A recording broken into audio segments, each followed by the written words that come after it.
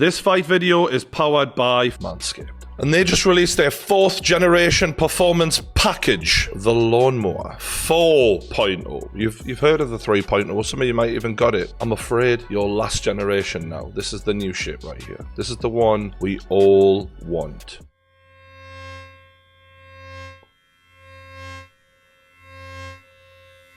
This 4th generation trimmer features a cutting-edge ceramic blade to reduce grooming accidents thanks to their advanced skin-safe technology. That's not all they've sent us, the boxer shorts, and of course, the anti-chafing ball deodorant. Lord knows some of you out there really need this because, damn, you stinky bastards. Feel great in your own skin and fuel your own expression of masculinity. Oh, that'll trigger some of you out there. Well, men need to feel good too sometimes, and that's what Manscaped is all about. Get 20% off when you go to manscaped.com/true. The link is in the description below.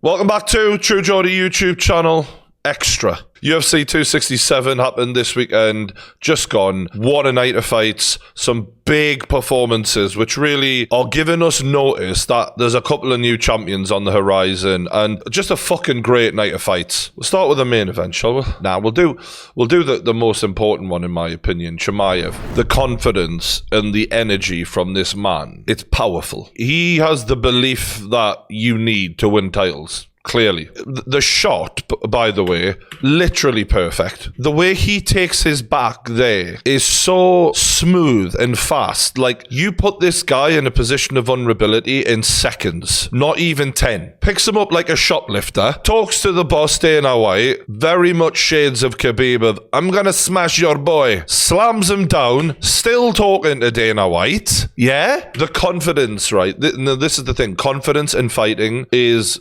so important. We've seen with Anthony Joshua lately how different a fighter can be with or without confidence. This guy is acting like he's going to walk through this guy without really knowing it. This guy is a real problem for, ironically, for the biggest problem in the division even. Usman. Look at that. Just miserable in it. Jing Liang as, this poor guy. He's a solid fighter as well. And he's just been made to look like a bitch. He gets out of it, but then he locks it straight back in. That's it. I said I'm the king here. I will stay a long time. I'm going to come for everybody. I kill everybody. He said, I'm the king here. I will stay for a long time. I come for everybody. I will kill everybody. I mean, it's not the most intimidating tone of voice, but the man, I believe him. You believe me now? I believe you now. Absolutely. Just said it. A star is born. You know what I mean? We've all seen the talent in the guy beforehand, but it was like, yeah, but who's he beating? And he really did beat a solid guy then and made it look just as easy as he did with everyone else. What is it? 112 strikes landed in 4 fights for him. 1 strike landed against him. That kind of domination, no one else has done that in their first 4 UFC fights. Ever. He's just beat a good guy. Now we need someone who's fought for a title before. We need to see how he deals with someone who's fought the champ and then compare. And then we'll get an idea of roughly where he's at. Obviously, MMA math is bollocks, but it'll give us some kind of idea. I'm a big fan of Usman. I've never felt threatened for him, to be honest. I've always fancied him to win every single fight for quite a long time now. This is the first threat I've thought, fuck me, who the hell wins that one? Do you know what I mean? That wrestling, and also the size of this dude. He's a big welterweight. This is like the evolution of MMA we're witnessing right now, where we're seeing an Usman who reminds me of George St. Pierre with harder punches. We're seeing Chimaev who reminds me of Khabib but with better boxing. You know what I mean? Like, this is amazing. We're really seeing the level of MMA go to a new place now, in my opinion. And I'm not saying Chimaev is better than Khabib or Usman's better than GSP, although I do believe he is. But don't get triggered. Okay, that's all I'm saying. Just don't hate me. Let's just appreciate the new breed. And he's not the only one. This guy, Islam Makhachev, one of the students of Khabib's father, and now Khabib, 20-1 record, ridiculous. Another Russian, as you can see, Khabib over his shoulder there. He fought Dan Hooker. And we know Dan Hooker is no fucking joke, right? Although he's beatable, he gave Dustin Poirier one of the best fights Dustin's ever been given. That's why I picked Conor to beat Dustin in the second fight, because Hooker looked so good against Dustin Poirier. But Islam Makhachev made Dan Hooker just look like nothing. On top within a couple of minutes of the fight. Just manhandling him. The phrase levels is used a lot in, people talking about sport, but that is literally it. Dan Hooker, as good as he is, as tough as he is, and everyone loves the guy because he'll fight anyone, anytime, anywhere, just got taken to school. This change of direction with the right hook and then straight into the takedown is beautiful. Dan's able he's to get stepping it back. over the head here. This is Dan's not good. got his hands locked. Oh, it's in trouble. That's it. Oh my goodness. Islam Makhachev said in the post-fight press conference, I didn't need to shower after that fight. Wow. I mean, you should, because you did touch another man's skin, chest to chest. But I appreciate the sentiment. Just put some deodorant on, you know what I mean? You'll be right.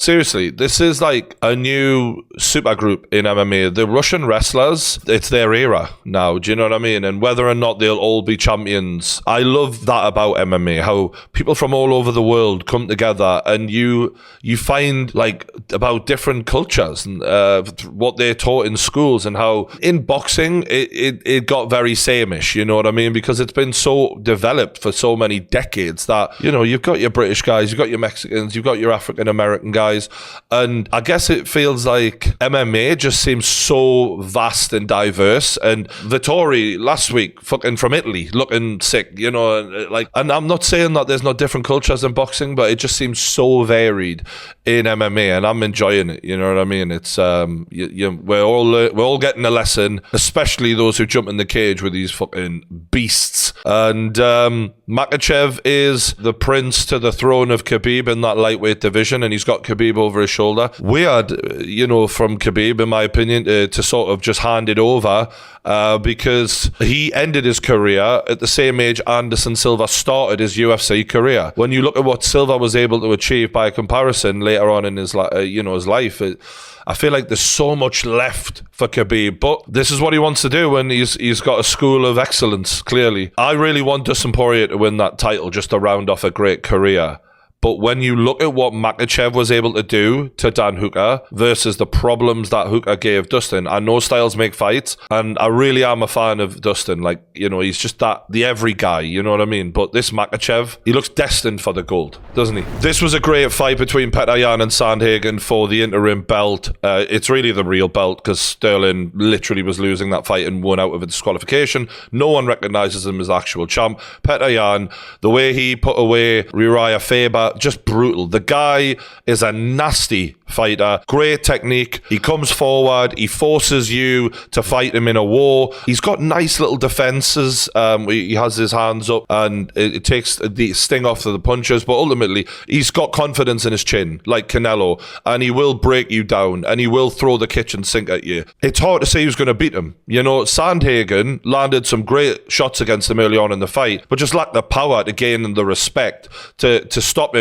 from walking him down. Ooh, fuck me, I forgot about that. This Russian sort of determination that we're seeing that all of these guys seem to have. When we grew up watching Fedor, at least I did, you wonder what kind of fighters will come out of Russia and be inspired by that. And we're seeing the school of Fedor now. We're seeing a lot of badass, brutal Russians with sick technique, good chins, who will walk you down and kill you. Fedor babies. And you got to feel for Sandhagen. He's a quality fighter, but this Petr Yan, it's going to take something to stop him. Into the main event, Blachowicz versus Teixeira. Teixeira's old as fuck, let's be honest. And a lot of people didn't give him a chance in this because, Blachowicz had looked so good. And when he beat Izzy Adesanya, it sort of gave him that validation that he didn't have from not beating John Jones. So it was almost like a lot of people were like, okay, now you're the champ. When you beat another champion, even if it wasn't, the champion of that weight class, it gave him that. And coming into this fight, I feel like he may have overlooked how good Teixeira is technically. Because when we watched him against Izzy, his defense was great. And I think he gave Izzy the respect he needed to make it through that fight without getting caught by one of those great shots that Izzy can land on you. Although it wasn't the best Izzy I've seen by a long shot. In this fight, I just think he switched off. I think he was overly confident and he paid the price for it. Great takedown. When you're fighting a power puncher, put him on his back as quick as you can. Wearing him down. Very clever round from Teixeira. Just wear the big power puncher down.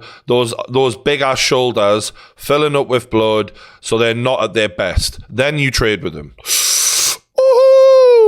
The footwork from Blachowicz compared to the footwork he showed against Izzy, the respect he gave him, it's night and day. I mean, he's so slow to react here. Look at that. Arms down, backing into the fence, very square on. And he's just leaving himself wide open. He's just not moving enough. Yeah, he looks so dead on his feet after that one big shot. Even punching like a robot there. But that, to be fair, it landed. And that's because Teixeira is a bit over the hill. It just shows that even in the state he was in, the fight was there for him to win. I mean, this should have been a Blachowicz blowout. Just standing there. Good takedown from Teixeira again. Getting the fight where he's in control. Very quick to tap there. I'm not being funny, right? Because I don't like pointing out when a fighter sort of, quits. But when you look earlier in the night, when you seeing how Chimaev had to do everything he could to get the leech to go to sleep, and he fought and he fought and he fought. Look at how quickly this is sunk in and how quickly he taps. Now, I'm not saying this wouldn't have ended up in a fucking win for Teixeira regardless. Like, once that's locked in, he's probably fucked. But the choke's in, he's ready to tap before he's even started squeezing. Bloody hell. Barely in a second. Like, I don't know what happened there. I mean, look, who am I? I'm a fat guy who watches fights on the internet, for fuck's sake. Like, fair play. Blachowicz has had a great run, but this was far from the best of him, in my opinion. And everyone will look at this old dude, God bless Teixeira, and think, I fancy a bit of that. The UFC light heavyweight title has never looked more available. We have watched an era of dominance of Jon Jones where he had to overcome, don't get me wrong, a lot of the guys were small light heavyweights like Rashad Evans, Lyoto Machida, guys who eventually went on to become middleweights. Even Shogun, who he won the title off, was really never a big light heavyweight at all. In today's division, none of these guys would be there, but they were hellish fighters. They were quality fighters. The light heavyweight division, obviously there's some talent in there, but it's never looked thinner to me. And the fact that a 42-year-old guy is now the champion, like we expected the next Jon Jones to be reigning by now. You know what I mean? Like, Jon Jones, he looked like crap in his last couple of fights at that weight class against Reyes. I mean, Reyes is a guy who got blown out by Blachowicz. And yet he, in my opinion, won 3 rounds clearly using his speed against Jon Jones. So it's a shame because it was the flagship division. Back in the day, it felt like every main event was a light heavyweight fight because it was such an exciting division, whether it be Vanderlei, Rampage, Chuck Liddell. And here you've got a guy in Teixeira who was, I believe, Chuck Liddell's sparring partner. Back in the day, Chuck Liddell's not been relevant for fucking 15 years. That's no disrespect to the legend, but I'm just saying the fact that this guy's managed to secure the title, well done to him. But it shows what the light heavyweight division's become, right? And I'm sorry to rain on the parade of Teixeira because I know people love the guy, but heavyweight and light heavyweight aren't looking great right now, outside of a small number of fighters. And the fact that we wanted the Jones versus Ngannou fight and didn't get it, another thing that I'm like, fucked off about. You know what I mean? I think that's... Look, I'm not saying that there ain't fucking good MMA fighters in the light heavyweight and heavyweight divisions. There are. There's a good few, but not enough compared to what we see in the heavyweight division in boxing. In my opinion, it's far more exciting right now. So I think that's something the UFC do need to work on. Despite the complaints, I've never been more excited as a fight fan right now. And next weekend, it just gets better. Usman versus Covington was one of the best fights I've ever seen. And we've got the rematch. And we will be live on Twitch for that, so make sure you come and hang out with us. I'll see you later. Don't forget to like the fucking video, hit the subscribe button. Catch us later.